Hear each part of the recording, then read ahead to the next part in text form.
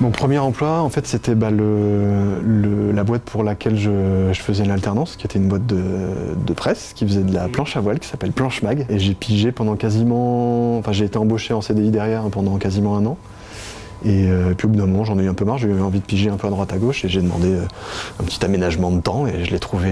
Et c'est comme ça que j'ai commencé un peu au Journal du Golf, j'ai commencé un peu chez 20 minutes aussi à l'époque. Tu te dis, waouh, j'ai marqué rédacteur en chef adjoint sur ma carte de visite, faut que j'assure méchamment. Donc tu te dis que tes exigences, elles vont être encore un cran au-dessus et elles le sont quelque part, mais ça n'a pas fondamentalement changé la façon dont je fais mon boulot tous les jours, quoi. Le titre, il est un peu pompeux et pour moi, c'est plus une vraie reconnaissance de la part de ma rédac du boulot que j'ai fait pendant quelques années, mais j'ai plus, on va dire, un aspect de terrain que j'aime garder et qui est important pour moi. Et moi, on va dire, le rôle que j'aime bien avoir dans ce poste-là, c'est un peu de guider tout ce qui est un peu plus visuel. J'essaie d'en trouver un récent. Si, il y en a un récent que j'ai bien aimé parce qu'il était complet. C'était un papier sur un joueur français qui venait de gagner son premier tournoi du Tour européen. Et c'est quelqu'un qui est plutôt réputé comme quelqu'un qui aime pas trop parler à la presse, qui est plutôt assez taiseux, assez discret.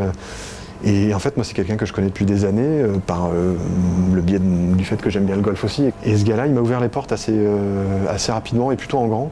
Il a vraiment joué le jeu. En plus, on était dans une période où on voulait justement, comme je te disais un peu tout à l'heure, essayer de monter en gamme sur le côté visuel, donc de faire des shootings un peu plus recherchés, un peu plus travaillés, donc ils prennent un peu plus de temps. Donc chez ces joueurs-là qu'on a en tournoi, c'est pas forcément évident, puisque voilà, ils sont un peu timés, ils s'entraînent, machin, bidule, donc c'est un peu compliqué. Donc ouais, ça c'était une entité de journal en fait qui était, dont j'étais plutôt fier. Il y a un projet qu'on est en train de monter avec les gens de la cellule Explore ici, à l'équipe. L'équipe Explore, c'est un truc sur le web qui est une sorte de plateforme, on va dire hybride, où il y a vraiment du texte, de la vidéo. C'est un truc multimédia et moi ça m'intéresse vachement ça. Et c'est sur la Ryder Cup qui arrive en France cette année. Et ça c'est un projet qui m'intéresse d'autant plus que la volonté c'est d'ouvrir un peu plus le golf au grand public et de pas parler que aux fanats de golf, que aux gars qui connaissent parfaitement le truc et qui, voilà, une interview de un tel ou de une telle, c'est ce qui les fait vibrer. Moi c'est plus, voilà, essayer de faire comprendre que l'événement qu'on va accueillir en France, qui est la Ryder Cup, c'est un truc complètement dingue. Et moi j'ai eu la chance, via le métier que je fais, d'en voir 4 ou 5. Et ce projet-là, l'idée c'est vraiment d'aller creuser un peu pour bien faire comprendre que ce truc-là, il est complètement dingue. Et